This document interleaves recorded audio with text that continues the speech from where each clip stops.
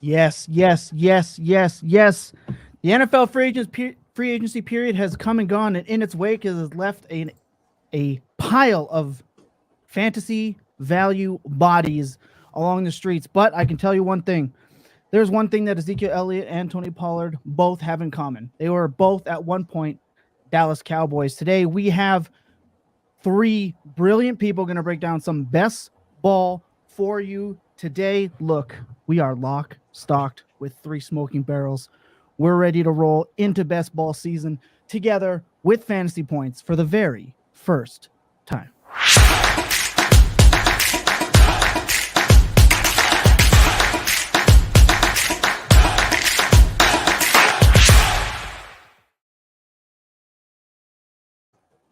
Look, Fantasy Points has a phenomenal group of human beings putting out non-stop fantasy football content. But we are now partnered with Underdog Fantasy, and we have with us two of those brilliant minds from Fantasy Points. We have the 2023 Research Article of the Year winner, Scott Barrett. We have Chris Wecht, the Fantasy Points data tools creator and XFL aficionado with us today. We are not only talking free agency impact on ADP, but we are going to do a live draft for all the people wanting to draft with us. Well, you just may get that opportunity. Chris, Scott, where do you want to start today?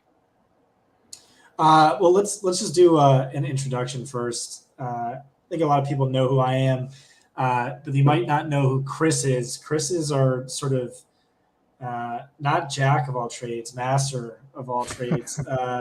He does a lot of film grinding with Brett Whitefield for the data team. Fantasy Points data should be out early June, but he's also really smart with analyzing and interpreting data. A really great X's and O's film guy, but also just machine learning data stuff that I can't even comprehend.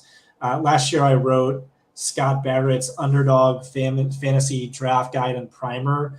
That was, I don't know, like 6,000 words. So basically no one read it. But if you do want to read it, it's like you will be an expert in best ball. You would guaranteed to make a profit this year because best ball, in my opinion, is like the most exploitable fantasy game by far. It's the easiest to win, easiest to make a profit. Really, you just like don't do stupid things like draft four quarterbacks or draft a quarterback in round one. It's very easy to make a profit. Anyway, this article is super long. If you read the whole thing, I can almost guarantee you're going to make a profit, especially if you leverage that alongside our rankings. Again, that was Scott Barrett's Underdog Fantasy Draft Guide and Primer. I have to update that for 2023. Shout out to Derek Brown. But anyway, all I was saying was Chris helped me out immensely with that. The guy knows his stuff. He knows his best ball strategy. He knows his X's and O's film analysis better than I do. But shout out to Derek Brown, who also knows his film way better than I do, who's in chat. Chris, yeah, and how was that as an introduction? That was nice. I greatly appreciate that. Yeah, that's my game is marrying the X's and O's and all the film that I watch with knowing how to do some cool data stuff. Yeah, I don't want to marry it. That's not my game. I'll like date it, not treat it so great, but and run back to, of course, my long-term relationship with stats, and then just have a short-lived fling with film. Yep, exactly. So you're not calling film back, is what you're saying. I left film on red. Oh, in the year 2023. I ghosted film. In the year 2023. Oh my gosh. Okay, obviously there's so much to talk about.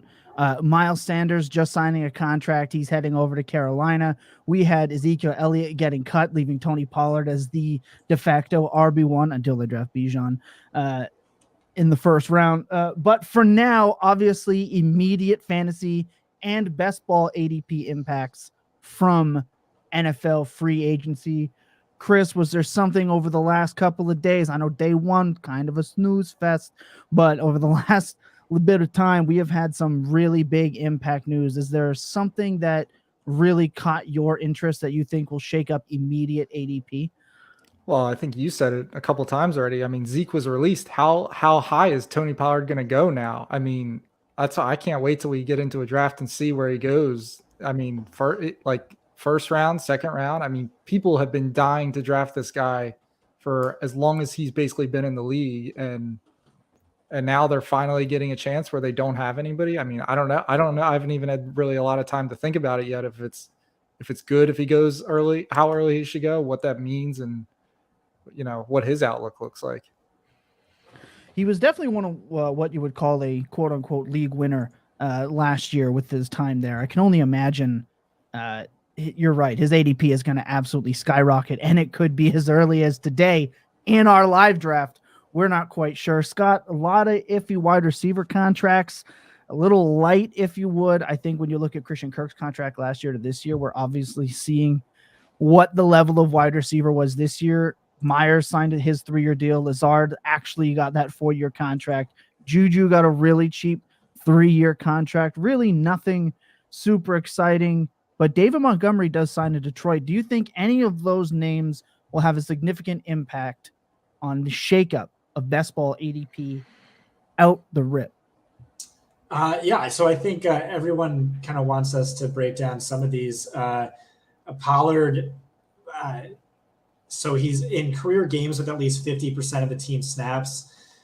He averages 13.7 carries, 4.6 targets, 103.6 yards from scrimmage per game, 20 flat fantasy points per game, which would have ranked third best last year. The big question is, okay, do they trust him to be a bell cow? What sort of competition are they going to bring? And how does this affect best ball? Because to me, we're staring at, we still have plenty of free agency to go, plenty of names left who still need to sign. Kareem Hunt, let's say. And then there's the draft. This is a stacked draft class. PFF has 8 players in their top 100. That's typically their cutoff for a starter quality running back. Last year, there were only 3. And so Tony Pollard right now, yeah, you can make an argument for him as a round 1 pick. If nothing changes, he's definitely a round 1 pick, but add Kareem Hunt to the equation, add Jahmyr Gibbs to the equation, and you could really see his value plummet. And that's especially true of running backs. They have a lot of landmines they need to navigate between now and May 1st. But yeah, some of the Pollard is better than Eckler, according to Derek Brown. I love that take. I don't know how I feel about that. Pollard is, very small sample. I will say it's very rare that, there's this backup who doesn't see as much touches as the starter, but we all think is better than the starter, and we want that to happen. And then that happens, and the guy's awesome for fantasy. I feel like that's only happened maybe twice, like the Chiefs, Larry Johnson behind Priest Holmes, but he was a round 1 pick, so I don't know if it but I think the best example is Austin Eckler, where it actually hit behind Melvin Gordon. So I think that's an interesting comp. Also, Pollard, great pass catcher. He was sort of like a wide receiver hybrid in college. And then the other reactions, David Montgomery. I mean, we could kind of do this while we're drafting, but David Montgomery, I think is it possible this is a better landing spot than being in Chicago? Because Jamal Williams had, 70 more carries, and Jamal Williams had 5 times as many carries inside the 5-yard line. And the offensive line is significantly improved. Jamal Williams was a high-end RB2 by XFP. David Montgomery was mid-range RB2. And but Montgomery is clearly more talented. He led the league in missed tackles forced per attempt last season, while Jamal Williams ranked bottom 5 out of 50 qualifiers. So I think we should expect basically what Jamal Williams gave us, more rushing yards, and I think there's going to be a decline in touchdowns just because how many inside the 5 carries Jamal Williams had last year. Amon-Ra's not going to fall down at the 1. Yeah, exactly. Oh my gosh. Very interesting news just came across the ticker. You're getting live updates right now on the first episode here, but the contract for Miles Sanders is 4 years in Carolina. So the biggest contract so far handed out to a running back. Very interesting. Phenomenal start to the show today. I cannot wait to get in that draft. Chris, if you do not mind, get us in that room. We're going to take a quick 3 to 4 second break and we come back. It is going to be the first live draft of Fantasy Points Best Ball Breakdown. Sit tight.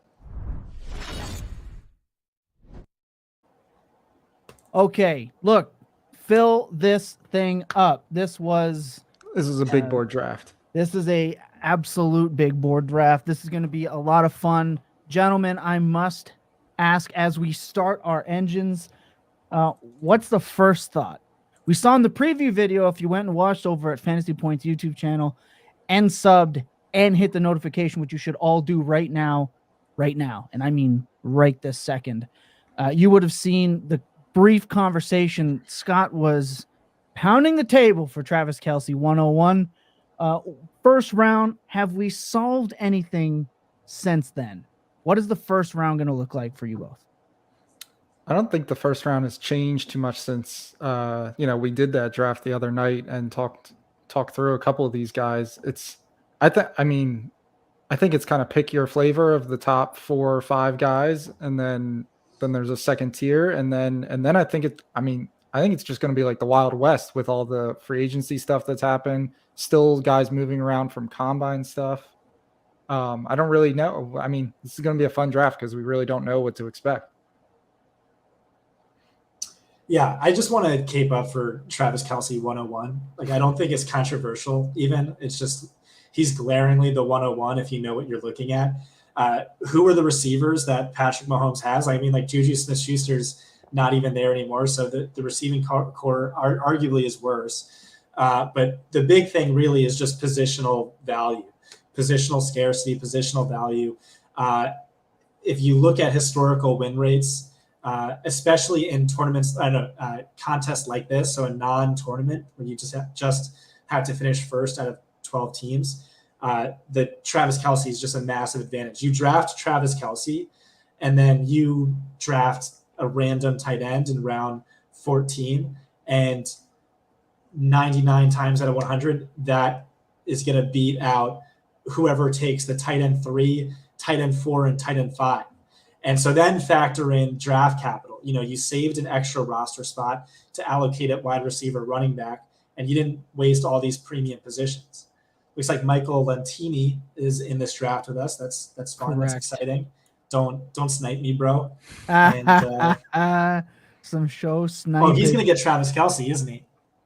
Ooh, he might. We're not. I doubt we're getting him all the way back at 10. So Jamar Chase went 1. Start thinking about the pick. You two, I just want to know, anytime you do want to get on a draft with us, haven't before, you can obviously head over to Underdog Fantasy right now. Use Fantasy PTS and get your first deposit matched up to $100. That is a lot of free tournaments. That's a lot of free money you're leaving on the table if you do not sign up right now. We had McCaffrey go at 3, Cup at 4. Time is ticking. Oh boy. So I think Jamar Chase versus Justin Jefferson is so interesting, especially it's like who is the better player? Like, they're both just like generational players. Jamar Chase, had the better final college season, age adjusted. Jamar Chase had the better rookie season. All right, Scott, what are you thinking here? I mean, so Devontae Adams now with Jimmy Garoppolo, that obviously is not something we knew a week ago. And then you're into kind of, all right, so Jonathan Taylor goes, Eckler might want to be traded, and then you're into kind of a new wide receiver tier. I don't think Eckler's going anywhere. I don't think he has any leverage. It's half PPR, which maybe is an argument against it, but he's definitely. What about Bijan here? We got 5 seconds. Let's take Eckler. All right. I get Bijan. I think he's sort of landing spot proof, and maybe he falls to the Chiefs or the Bills or the Bengals or somewhere super fun. So I actually really like this next group of receivers after Devontae Adams and CeeDee Lamb, the Garrett Wilson, Amon-Ra St. Brown, Jalen Waddles. Yeah, I love that too.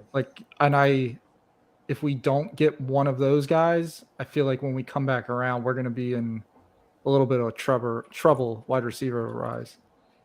Yeah, you like the 1 RB strategy, right?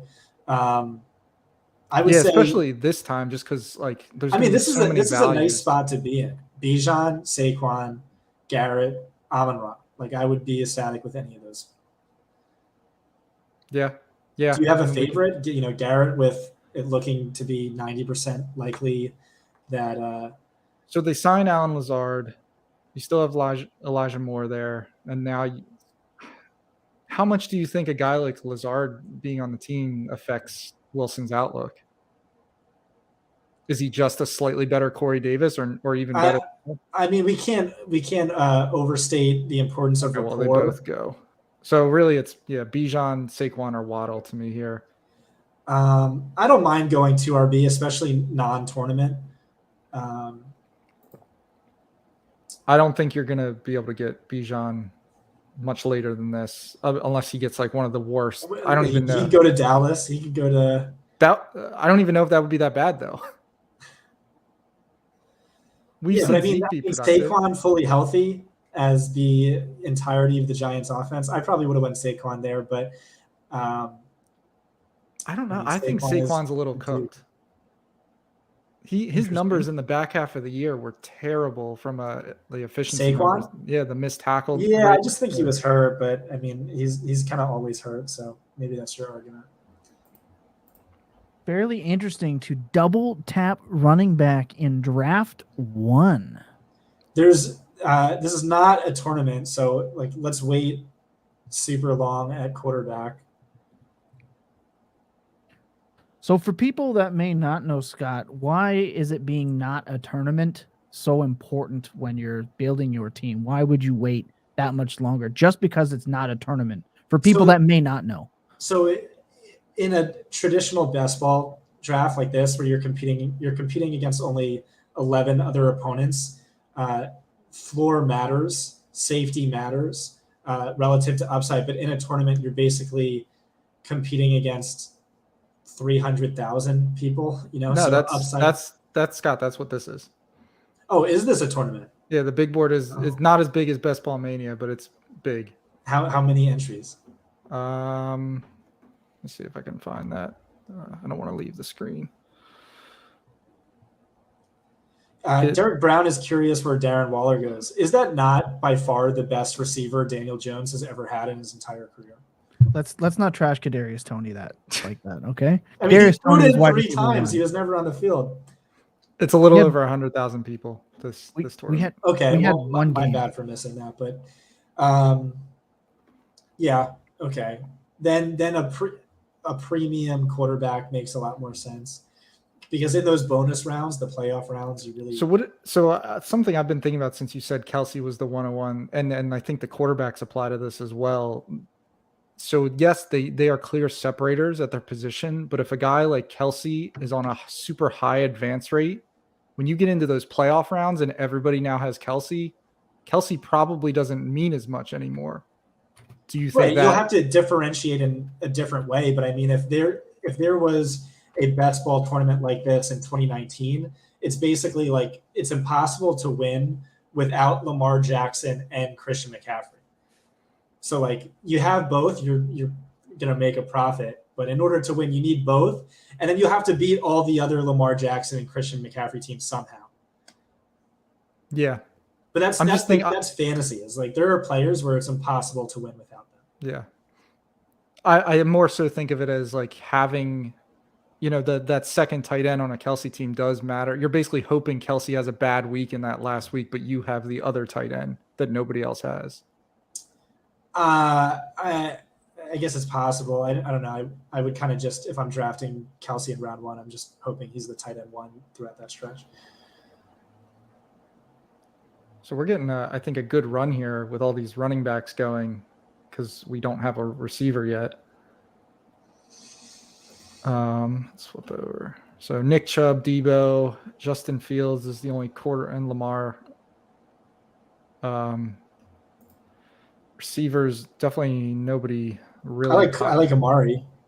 I was going to ask if an Amari Cooper, Deshaun Watson Yeah, that's not stack bad. is on the table, especially with the ability to grab Njoku a little bit later as well. Well, that was my favorite stack last year, and yeah, sorry, I just didn't expect Deshaun Watson being so ass. But he was so ass. You needed the Brissett stack at the beginning of the I year guess so. to get you there. Mean, I had so much Amari. I was like, wow, Amari is a wide receiver 1, and Deshaun Watson hasn't even returned yet.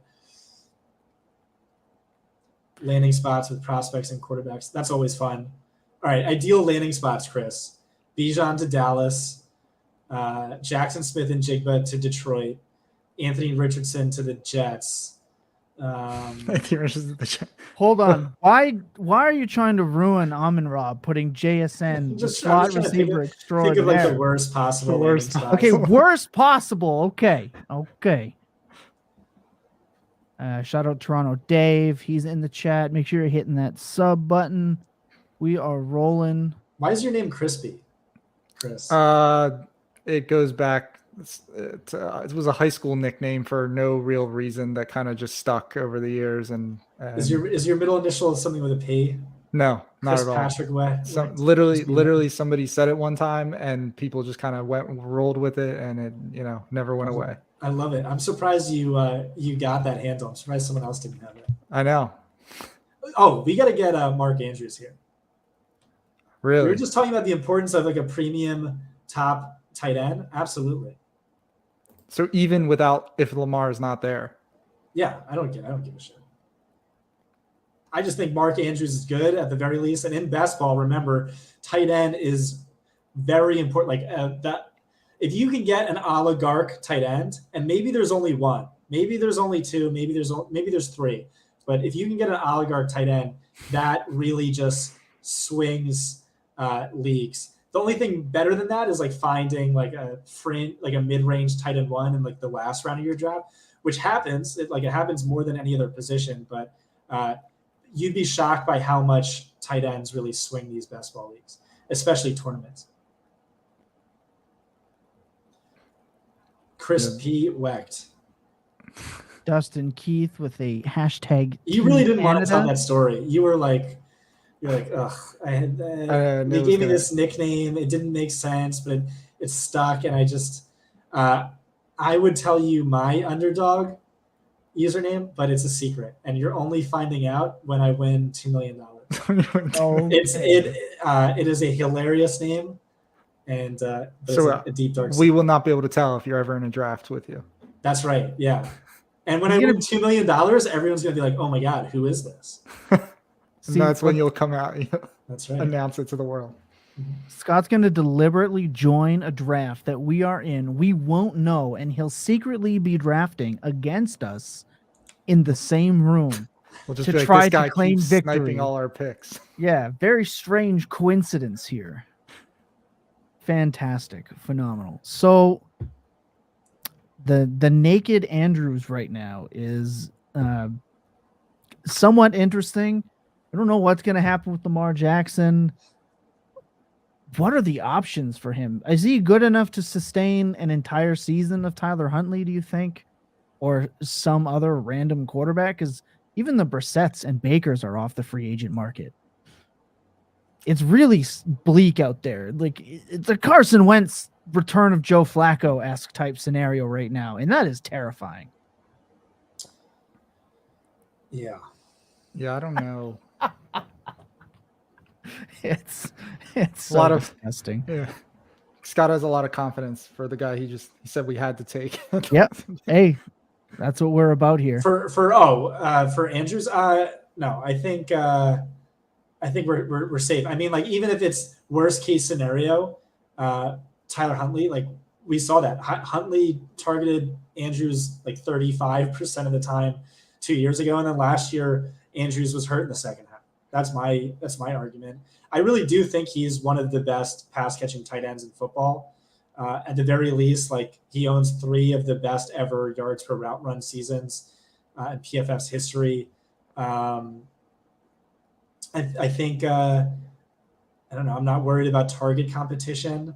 And again, like the bar is lower for a tight end. It's really if he puts a low end wide receiver 2 numbers, that's a win. But I'm expecting like high end wide receiver 2 numbers. And the benefit is we don't have to worry about this position anymore. Like we can just draft a rando in round 15 and be done. Whereas, one of these first 5 teams is going to have to, draft Evan Ingram, and they're going to have to feel good about it. And then they're going to have to draft a tight end too and feel good about it. So we have tight end 1 on lock, and then we'll draft another one who will occasionally help in the flex. And then we'll stop wasting capital at a position where you ideally don't want it contributing in the flex. We have a shot at stacking him with Lamar here. 17 picks after Lamar's ADP. I think you got to do that. Right, you take the chance. I mean, like you might not be able to ever get this you'll probably rarely be able to get this combo later in the spring and summer as these. Oh, never mind. Well, that sucked. But that's the one of the biggest takeaways from my article is just like anytime anyone ever falls, 15 spots below ADP, you just have to take them. You have to, so your portfolio has each player at their cheapest price. It's easier to make a profit. Oh boy. The receiver doesn't look great here. There's no quarterback. I love Lockett. I love Hollywood. Yeah, I was leaning Lockett. Hollywood Brown was an alpha with Kyler before injury, and now has Gardner Minshew. Not bad to stack the let's targets for Marquise Brown. I kind of like them both. Like Lockett was more productive than DK Metcalf and goes 5 rounds behind. Especially if Hopkins does get traded. Lockett's probably like the most mispriced player over the past 5 years. He's just like always. I think he's going earlier than he was last year. Yeah, well, he definitely is. Yeah. Last year was obscene. Yeah. We're kind of rehashing a lot of the stuff we talked about on Monday's show. I think we had a Hollywood debate and we had a Mark Andrews debate. So probably no QBs here we're taking. We're pretty good at running back at the moment. Wow, Dalvin Cook goes all the way in the 6th round. That feels late. We could take him. Would you be interested in taking somebody like Jameer? Oh, never mind. I'm not even going to ask that question. He just bloody well went. So if we could take Cook here, we are then really stacked on. I think that's amazing. It's like all these other guys have to navigate the landmines of free agency in the draft, but like Eckler feels immune to that. Bijan feels immune to that. Dalvin kind of feels immune to that. Not even with the trade rumors. Alexander they're taking Madison's calls. a free agent, right? Yeah, actually, let's do this. Yeah, but if they're taking calls, and we really then only need like one other running back. If someone's trading for Dalvin, they're not trading for him to, split the backfield with Khalil Herbert or whatever. That is a good point. Or maybe that was a bad example. But maybe to split it with Saquon. Hey, the Khalil Herbert cultists will come after you for such predictions. Must be careful these days. The backup RB cultists are extreme. So let's recap our team really quick. So we have Eckler, Bijan, Dalvin at running back, Mark Andrews at tight end, and Amari and Hollywood at wide receiver. So running back looks like a strength. Tight end looks like a strength. What do we do now? We just go quantity because we didn't go quality at wide receiver and really just load up with these high upside, like high spike week, high volatility wide receivers who can win us week. And just ideally you get like, truthfully, like, well, Tyler Lockett kind of wasn't that last year, but he historically was. But, 3 Tyler Lockett's can equal 2.5 Justin Jeffersons, just if you spread them out across the right weeks. Yeah, just looking at some of the guys, receivers still available, like Brandon Ayuk, George Pickens, Gabe Davis, Jordan Addison, Jahan Dotson. It does fall off at some point, but right. So that's on us to be smart and savvy. Are there any rookies you're really excited about beyond Jackson Smith and Jigba, who already went? So JSN actually goes a little bit earlier than the other, a little too early compared to the other guy. Like if he went around where the other guys were going, I'd be a lot more excited about it. I don't know if he's that much of a difference to me than like a Quentin Johnson or a Jordan Addison or a Zay Flowers. So I don't know how much JSN I'll have at this point, where if he's going to continue to have, 2+ rounds on the next rookie receiver, or 1.5, whatever it ends up being. But yeah, all the other projected first round picks, I definitely like a good, like, mixing them in and whatnot. Have you watched much of the rookies? Good about some of them. Do you have a favorite? Do you have a wide receiver one? Mine would probably be. So I think Quentin Johnson goes earliest. I think he is a different archetype than all the other guys, and I think he's going to get highly drafted because of it and be used right away. And then I probably like Zay Flowers next. Interesting. Him or JSN probably. All right, so we are coming up here. So we probably take Deshaun Watson here, right? That would make the most sense. Can you click on quarterback? Well, the stack with Amari. Yeah. Yeah, Backed ourselves into that one for sure, but that's not a bad 1-2 to have. it's easy. You can always bring a cheap stack back later as well. And then Hunter Stantine. Oh, is there a sports ball happening? Didn't realize I was reading a book. Glad you woke up and you're here with us. We love that. Toronto Dave, also, I'm excited for Amari and Njoku this upcoming season. So the Brown stack seems to be a popular option via chat and on our draft board currently. And I like that. yes, So I've been interviewing social media directors, social media experts, and I've been trying out different things with Twitter. I did my first engagement farming tweet thread today. I did a TikTok looking for some stuff, and it was all about Rashad Penny. Unfortunately, And, I don't know how much of that was just intentional engagement farming or how much I actually bought into it, but I am amped about Rashad Penny. Of course, they're going to draft someone and they're going to sign someone else, and but I convinced myself he's an elite player who just needs to stay on the field. Where would you take Rashad Penny in a best ball, which is probably like the worst format to take Rashad Penny? No, I think it's the best format to put it. You don't have to worry. Like, he's going to give you spike weeks, and you'll just catch him when they come. All right, I just mean like you start him for the first 6 weeks, he's healthy, and then you drop him when he gets hurt. Didn't we see Judy go in like round 4? Like, him and Cortland Sutton should not have that different of an ADP. I mean, Judy just way outplayed Sutton. I'd rather take Tim Patrick in 10 rounds. Yes. All right, Zay Flowers or Bateman? I would probably go Bateman. We got we don't have the Lamar stack. It's okay. You don't have to have the QB to stack a team. What about Brandon Cooks? Where does he end up? Yeah, it just feels like so not exciting, which probably means he's a good pick.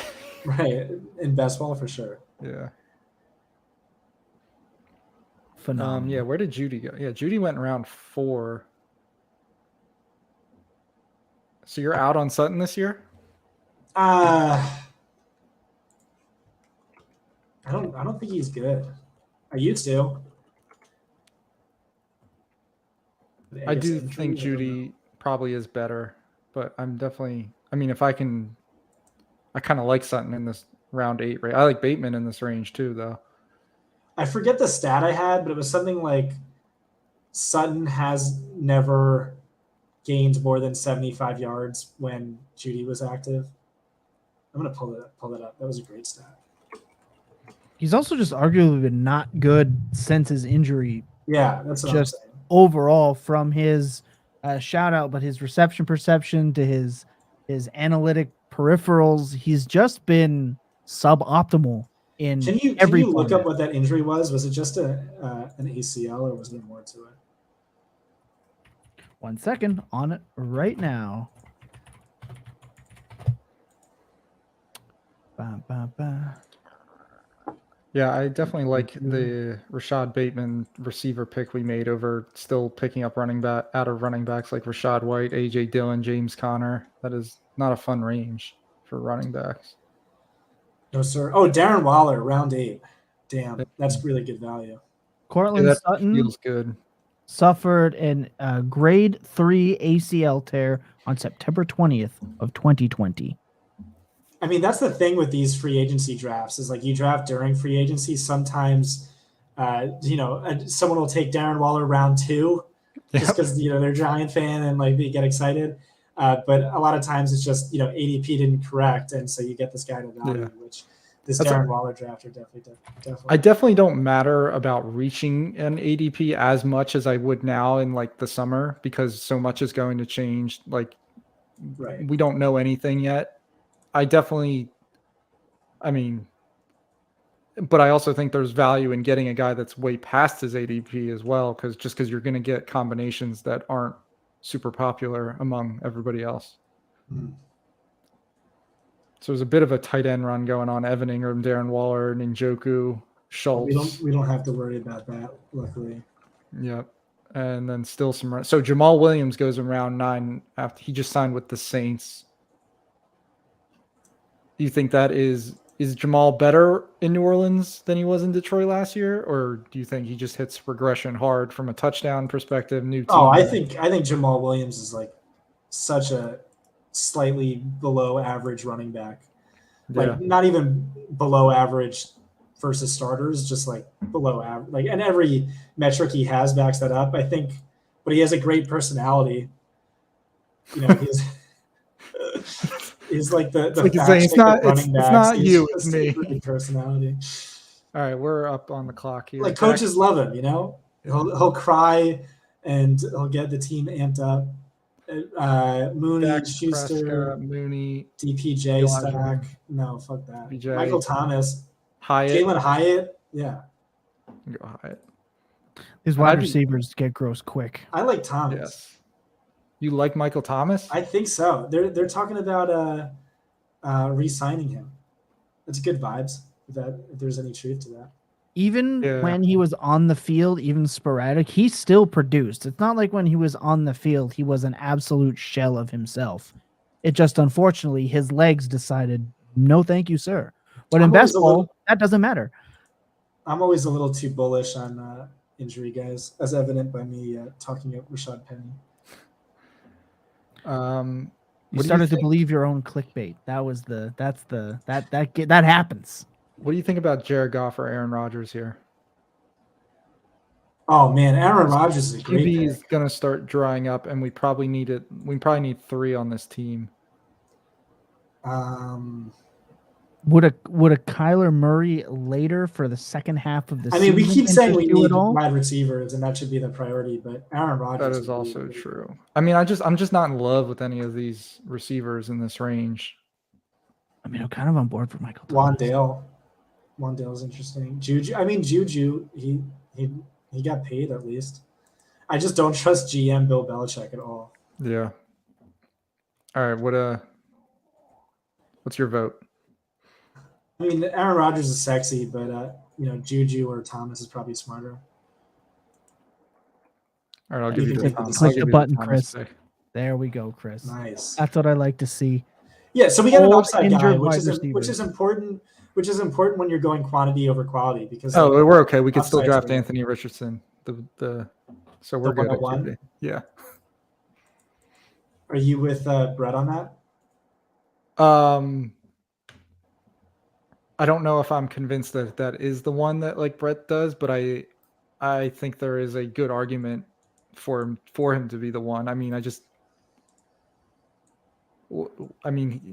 his rushing ability, his athletic ability gives him such a floor that the other guys just don't have. Yeah, and, I just love that Brett's putting that out into the universe because he's not a hot take guy by any stretch, but every year he'll come up with some hot takes like that, and he's usually right.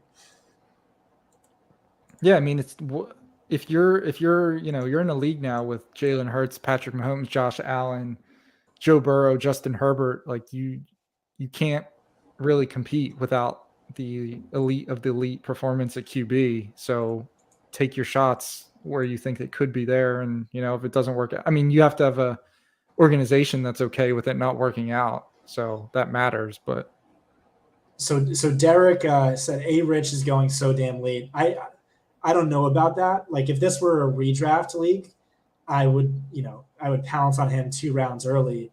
But in a best ball, just what are the odds he sits out all year? What are the odds he sits out half the year? That's definitely possible. And so you want those guaranteed points in best ball where like maybe a Jared Goff is more worthwhile than Anthony Richardson, who let's say he only starts the last 6 games, but is a top 5 quarterback. Again, it is a tournament style draft, but if we knew, let's say he goes 101 or maybe not even anywhere really, but they come out and say, yeah, he's our starter from day one. Where do you think he fits ADP wise? QB7. So that would be a massive. That'd profit. be so Hurts, Mahomes, Allen go 2, Burrow is the 4th, 5th for Herbert, 6. So that would be, round 5, 6 territory, which was around where Hurts, Kyler, Lamar were all going last year. Right. Well, and remember, even if he comes in for the last 6 games of the year, Lamar Jackson in 2018 did not have a game where he finished under QB 16, and he barely threw the football. That was rushing on its own. The upside is Fields did it last year. Exactly. I would probably take Anthony Richardson over Lamar Jackson. Depends where he lands, but like that's very in play. Kyler Murray's kind of the same player though. Yeah, Kyler's not a bad pick. Rushing upside, but he's going to miss the first half and maybe be limited when he returns. That's not a bad thing though. Like if we could sneak Kyler through to the playoffs, and a lot of teams don't make it because he misses time. Agreed. Right. I kind of like that here. Like, what if I don't know? What if his injury is a lot better than we think, and he's playing? I don't know that I want to go Galaxy Brain in this tournament just because it's 100K. Oh, let's get Wandale. We need to. I think we really have to Galaxy take Brain QB Kyler. here. You win. It's fine. I hate it. I love it. Like our third QB is definitely going to be a rookie or, the Jordan Loves of the world. Jordan Love's a great pick, dude. Are you kidding? He's a guaranteed starter who runs. He's like one of the best picks in this entire thing. All right, or the Jimmy Garoppolos of the world, maybe. I would take Jordan Love over Kyler Murray. Kyler Murray might not play till week 10. Week 10. They might be tanking. They might just not. Well, they might be that, but that they can tank and not play defense and still put up points. So you really like Wandale. Do you think Darren Waller, and I'm also guessing they're going to add other receivers, matters at all? The Giants? Yeah. Oh, for sure. Yeah. But I mean, this is the guy they spent round 2 draft capital on. The regime handpicked him. And had a legitimate late breakout. Wandale? In his one game. Yeah. Yeah, I'm okay with him here. I thought you were talking about his rookie prospect profile. I was like, it was going to be like, he's no. a running back. No. Derek Brown here. Howell late is interesting. Obviously, they signed Jacoby Brissett today. Oh, Howell late is interesting, but I don't like these guys with who aren't guaranteed to start all year in best ball. In a redraft, Howell doesn't have the upside to be considered in a redraft, barring super flex.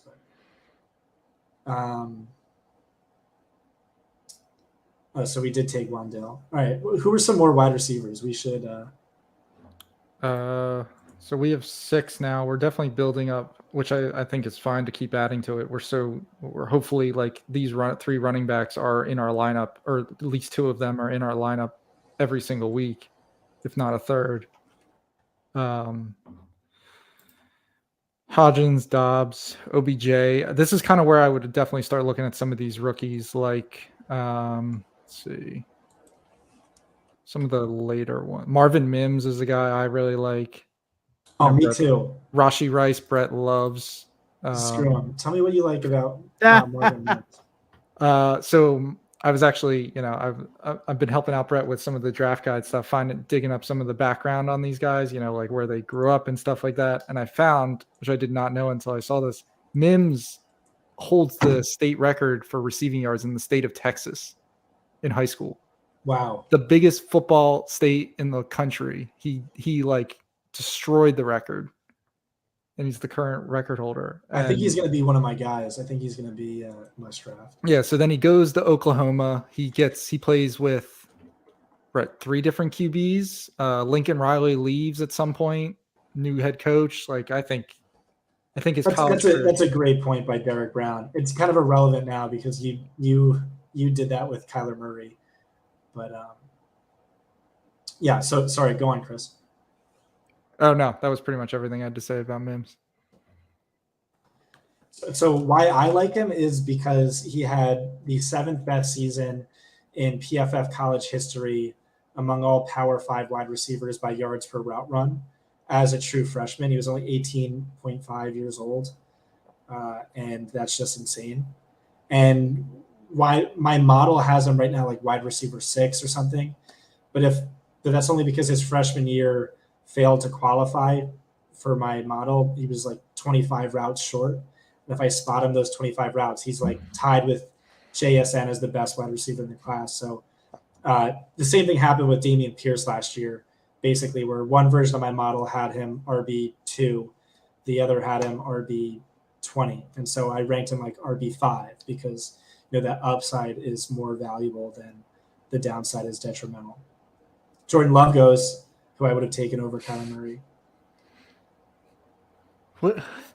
What's the prize if we ship this thing? I think it's 200K to first, 100K or 200K. I forget. Okay. So if Kyler versus Jordan Love is the 200K. difference between us making 200K, you're gonna owe me 100K. Wait, so but what if we come in? If we come in second, you're just saying you basically get all the money. Yeah, there you go.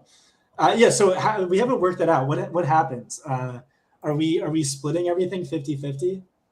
Or do you just Yeah, we'll split it. We'll have our 100K and do whatever with it. Okay. All right. So I think we need a party though. Like we need to take care of Thomas. Like yeah, the 3 of us. All right, click on wide receiver. We're on the clock. Head in the game. I know. I was looking to see if there was any QBs before the. Stop trying to draft QBs. Why don't you let Kenny Pickett? He's going to start all year. Get Kenny Pickett. No. Then we can stop paying attention to quarterbacks. I'd so much rather draft DJ Shark. Shark sucks. You agreed with me on the Brett live stream. We had a 15-minute rant about how DJ Shark sucks. I don't think he sucks. I think Would you be excited if your team signed him? Yes. Ugh. I would. Rondale Moore at least is going to get some PPRs with Colt McCoy or whoever. I can't believe we just drafted Kenny Pickett. Gardner Minshew. It's because you took Kyler Murray, who isn't going to start until week 10. Who cares? And we need a second quarterback. You could have just drafted Sam Howell or Desmond Ritter. Well, here's the thing. Sophomore quarterbacks have been a fantasy cheat code for like 10 years running. Every single time I'm like, oh, draft this sophomore quarterback. Kenny Pickett might be good because look at what Pittsburgh did this year without him. They sucked ass. You're so lucky, DJ Shark, when I would have taken him just to make up for the Kenny Pickett. Oh, now you can take whoever you want because I made you take someone gross. Spiteful drafting has begun. We're taking Mims. All right, awesome. That's a guy I love. So we can't take him. You can't stay. Spiteful drafting only took us the 14th round. Oh, you forgot to tweet this out, by the way, Thomas. I forgot to tweet this out. What are you talking about? Did you tweet this out? I never retweeted it. I don't know how many viewers we have, but we could have had millions. Oh my God.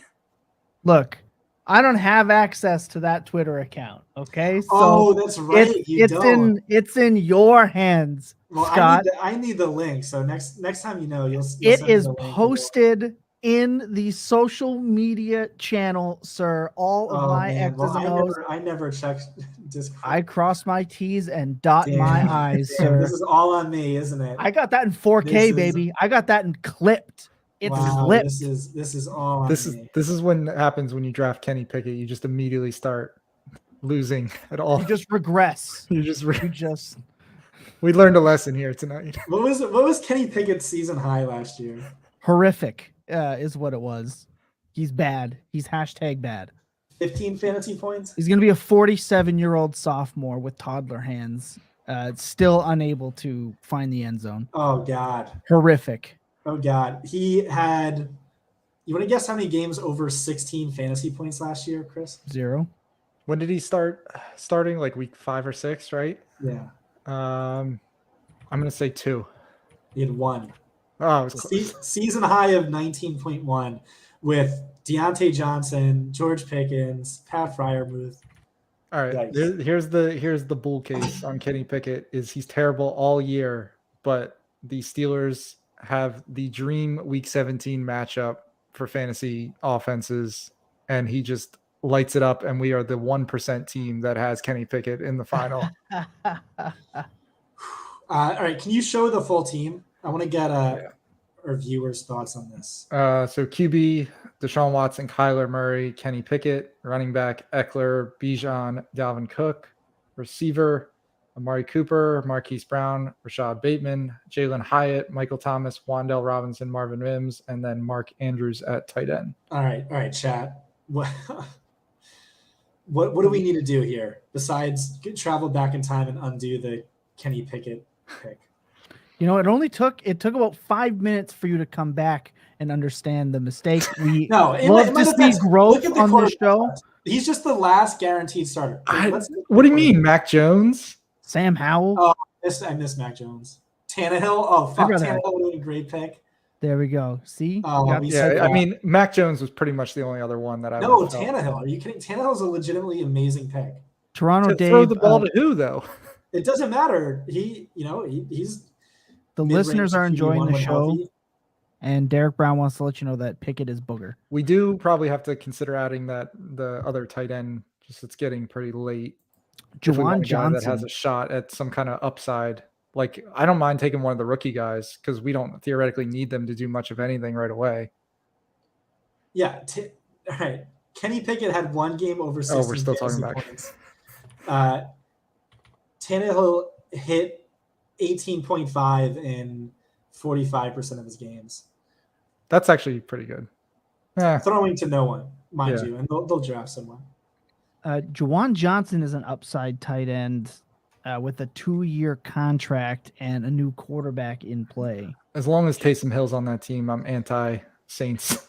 Well, he was on that team last year, and Juwan Johnson had weeks of tight end 2, 8, 4, 6, 2, and 16. He is a touchdown upside machine in that offense. Yeah, that is not a bad idea. Derek Brown isn't someone who thinks Treylon is good, right? Or was he being sarcastic with that? I don't think he's a Treylon guy. Well, nice. This is a strictly anti-Treylon show. Should I quit now? Okay. Well, it's been fun. Listeners, it's been fantastic. You're in great hands. It was a good run. We had a good run. Any running? I mean, what do you want to do? No, let's stick to wide receivers. Let's. Thornton. I don't hate that one. Tim Patrick's great too. I was gonna say. Off day, yeah, that's fine. Either one. I like both guys a lot. Yeah, I'm okay with that. I was gonna call out your love for Tim Patrick when I saw him. Can you click on tight end? Yeah, so like guys, the tight end that I like, Michael Mayer just went. Kincaid is probably the best pure receiving tight end in this draft. Likely is the sort of guy I would never draft, but like I could really see being elite. The problem is we have Andrews. Like no, I know he's totally off our board. I just mean like those guys who like only need an injury, but like if that injury doesn't happen, they're just gonna give you nothing. But Kincaid or Musgrave are probably the 2 rookie tight ends. You want to get Tyquan, and we'll circle back. Maybe Bellinger. So we've got 4 or 5 picks left. So yeah, we're good. We're okay to keep doing this. Can I throw a flyer player out at you? Oh my gosh, I just saw him over there. Sorry. No, that's okay. I believe it's at the tight end position. Let's see if we can still find him. Scroll down for me, please, sir. Jake Ferguson, Dallas. There you go. Schultz likely out the door. Yeah, that's a good point. Dallas does love using that tight end, and Ferguson looked good. Just a little dart throw, perhaps, at the end of the draft. Yeah, I don't know what they're going to do at tight end. They haven't. I'm a little worried they might draft one, but Ferguson definitely did show some promise last year. I don't hate that call. Laporta is a good one. Derek was talking about him a little bit ago. Iowa tight end from tight end Yeah. U. I was just looking at my stuff today, and I think he had like the 5th best yardage market share of any player in this class, either last year or 2 years ago. Which is kind of crazy for a tight end. But I'm just gonna put some guys that we don't late that were. no, wait, go back to tight end. Sorry, I'm a big Kendre Miller guy, by the way. Daniel Bellinger, right, stands out to me as the guy. Really, even with Waller. Oh no, fuck. Bellinger's That's a toast. I just yeah. I think these three are probably the most interesting high upside long shot ones. Hayden Hurst, I would prefer. I think. Didn't he? Where did he? Carolina. Did he sign? Frank Reich, but Carolina. Yeah. 3-year Yeah, I don't mind contract. that one either. That's a good point. We also definitely need at least one more running back. I'm a big Kendre Miller guy. Yeah, I like Kendre. No love for Zach Evans? No. Okay. As that ask. Chase Brown. For the people. I had to ask. Izzy is nice.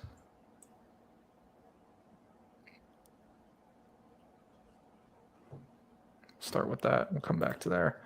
Love that. Do you think we're good at QB with Watson, Murray, Pickett? Oh, Who is this, Zach? Are we? You think we need a 4th QB No. with Watson, Kyler? Never. Pickett? No, that's so dumb. No. Well, this is 20 rounds, so it's bigger. It's 2 rounds Oh, is longer it? than the. Yeah, I still think we're good at with 3 quarterbacks. Yeah, I don't disagree with I would that. just keep going running back, wide receiver. Rashi is coming up. chat wants Evan Hull. Derek, we know you love Evan Hall. Is he good? I cannot figure it out. So one model loves him, but so what's funny Models is are I was literally talking to Brett today about Evan Hall, and he said he came out and said, which I don't, Derek, he might be mad that I even say this, that he thinks he's going to end up being higher on Evan Hall than Derek is by the end based on his scoring system when it all is said and done. oh god. So I was in DMs with JJ Zachariason all yesterday talking about reception share. He's a big it's a really important variable in his model. He just did a podcast on it, and my model doesn't look at it. I've tried to incorporate it. It just says everything reception share does, yards per route run does better, or total receiving missed tackles force does better, or whatever. It's just if you only look at reception share, which is a volume stat, you get a bunch of Clyde Edwards-Helaire guys who did nothing else well, or a bunch of scat backs who are like James Cook, who are basically worthless in fantasy outside of best ball. And so, yeah, I don't really look at, but he seems like the archetypal, guy JJ would love, where my model doesn't, because he has 88 receptions over the past 2 seasons. And then what else does he have? Basically nothing. In his defense, Northwestern were they a good team? No, they went 1-11 last year. Yeah, I don't think he had missed tackles. I don't think he had yards after contact. I don't think he had the efficiency for me to like him. But where are you at on him, Chris?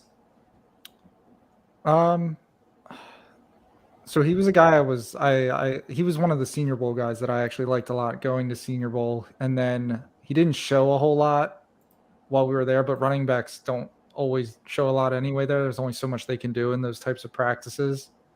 And then I was looking deeper into some of the stuff Brett was saying about him, not really having the most, he can't really, he's good straight line, but the second he tries to make cuts and stuff, he just loses it all. Can't really control his momentum and stuff. And I think part of that is true. I think he'll be a good player. I just don't know how much of a ceiling he has. I think if he lands on the right team, maybe he's definitely got something there, but I'm a little bit worried. At least in these drafts right now, there's just other guys that I think like a Chase Brown or Israel Abanikanda that have a little bit higher ceilings if they land on the right teams and get enough draft capital. I will say Evan Hall is a way better athlete than I expected. He did test very well, way better than what I thought. And you know someone who my model did like? Kenny McIntosh, a 11th percentile athlete. Yeah, I think I'm out on Kenny McIntosh. Brett was trying to tell me he's like the number 5 running back in this class for him, but I think the testing really hurt him in his stuff too. All right, so we have 2 picks left. One of them needs to be a tight end, and then the other one can be whatever. We have 4 running backs and 10 receivers right now. Do you think structurally we should lean one or the other? Scroll down. Let me see this team again. So QBs, running backs. What about Jerick McKinnon? Yeah, Why is he still there? Is he a free agent? He is, yeah. Oh, yeah, okay. that's why. So he needs to go back. All right, scroll down. Amari Cooper. No, to our team. Sorry. Did Darius Slayton just sign with the Chiefs? Just now? I don't know. I'll check.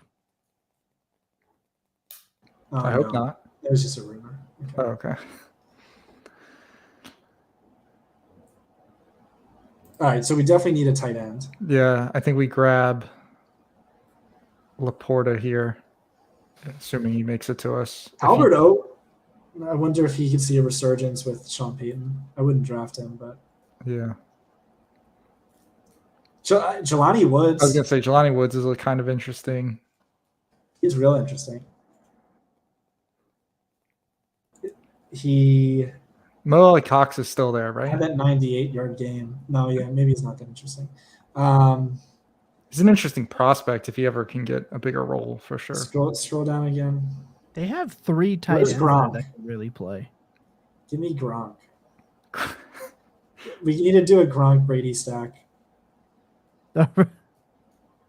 Logan Thomas. That's really not a terrible pick. Did Zach Kuntz really pop in your stuff? Jonnu Smith is the Falcons tight end to own. Don't do this to me. Oh no. Yeah, Zach Kuntz had like the best. Actually, the model didn't hate him because age doesn't matter a ton at tight end, and one of his years was pretty decent. All right, I think Laporta is the best. Yeah, you're right, for sure. And then, what do you want to do? Running back or receiver? Click on both. Let's see who's there. Chase Brown. Jerome Ford's kind of interesting, assuming Kareem Hunt doesn't end back in Cleveland. Maybe CH. I mean, what if they're not done with him? He's dust. As your 20th round pick. He was dust the day he declared for the what draft. What is the downside here? What if he plays? I mean, imagine if this is the year. This guy who permanently tarnished my brand. Tyler Scott. Brett told me he was a day 3 prospect when he was coming out. Yeah. Brett was right.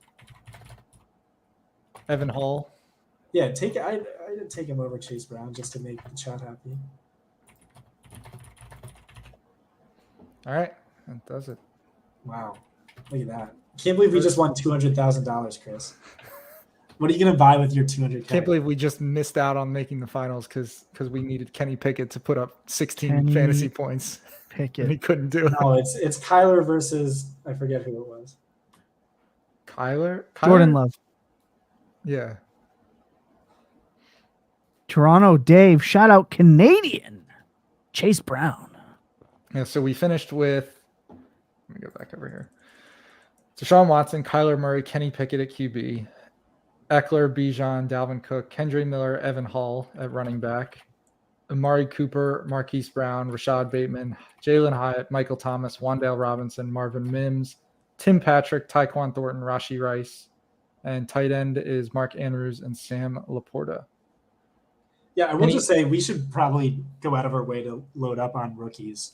Yeah, they're all going to go, well, not all, but a lot of them are going to go higher once 90%, yeah. Just like expected value, it's just like you gain around. Yeah, that's why I really, I mean, I think we did a pretty nice getting these big 3 running backs, but in general with these, what my instinct is to try to, not take running backs because those are the ones that'll jump the most. I mean, we see it with Dameon Pierce last year, Kenneth Walker and Brees Hall were the obvious ones, but there's always rookie running back Algier that end up doing stuff and end up going earlier than they do pre-draft. Yeah. All right. Any questions from Chad, I guess, before we Yeah, if any you want us to talk through your team if you were in here in the draft, just let us know true. which team you are. Pick 3, right? Yes. Yeah. So he went McCaffrey. Oh, hold on. Get back here. Can I get full draft? There we go. Yep. So he went McCaffrey, Olave, Tony Pollard, Drake London, Third round Pollard. Yeah, that's actually a good point. We never really talked about where Pollard ended up going. Drake London, Mike Williams, Deontay Johnson, J.K. Dobbins, Darren Waller, Dalton Schultz, Goff, Rogers, Rashid Shaheed, Alec Pierce, Adam Thielen, Matthew Stafford, Hayden Hurts, Allen Robinson, Kyron Williams, Kenny McIntosh, and Hassan Haskins. Amazing that you took Kyron and McIntosh back to back with how those two backs both performed at the combine. Very interesting, dynamic, or I should say not so dynamic duo. So it looks a little light on receiver, but, Olave should be awesome. Drake London, I'm high on this year. Mike Williams should hopefully have a better year with a better offensive coordinator. And Deontay is solid. I love the Shaheed pick. Yeah, I like Shaheed. Who took Shaheed? Pick 3. Oh, I love that. Yeah. Ryan Heath, our newest writer, had his debut article last week, and he hyped up Shaheed. Really agreed with that. The crazy thing is, I've been debating a bunch of people, Chris Olave versus Garrett Wilson, and anyone who uses a model like a year or 2 wide receiver model is going to say Olave is the better player by far. Just yards per route run versus total yards. But the thing is, Shaheed probably didn't have enough routes to qualify, but otherwise would have been weirdly close to Olave. He had an awesome year. The guy looks like he has rare speed. I mean, granted, probably won't ever be a thing, but I'm a little worried because Deontay Hardy was a guy like that. Same thing. Exactly. I was thinking the same exact. And it just never panned out. Yeah.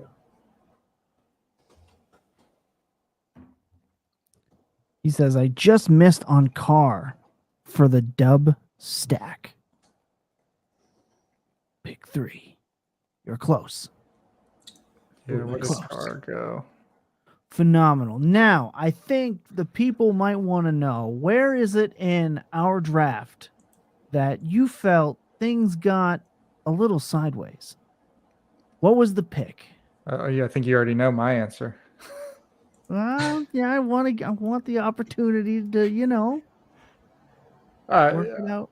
It's going to be Kyler Murray. Why are you drafting a quarterback who's guaranteed to miss for half the season? Because he's going to put up big scores in the end. That's all we care about. Is Deshaun Watson enough to carry you? The guy was worse than Kenny Pickett last year. Well, really, I'm hoping our big 3 running backs carry us, and Watson just does what he has to do. Yeah. And I guess the 14 points from Kenny Pickett every week can fill in here and there. Phenomenal. Fantastic draft. Great time. We're going to take a quick second. When we come back, we are going to wrap everything up here and get everyone out for a fantastic evening. Sit tight. Hang with us. We'll be right back.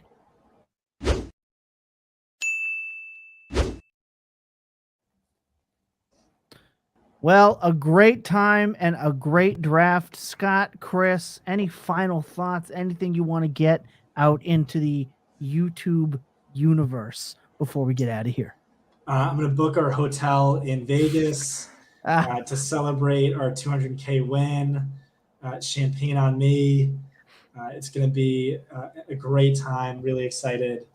And thanks for joining us. We're going to get a lot better at this. This was my first draft of the year. So we're going to clean up the Kyler mistake. We're going to clean up the Kenny Pickett mistake. Kyler mistake. It was not. All right, I'm looking at Here's Kyler Murray.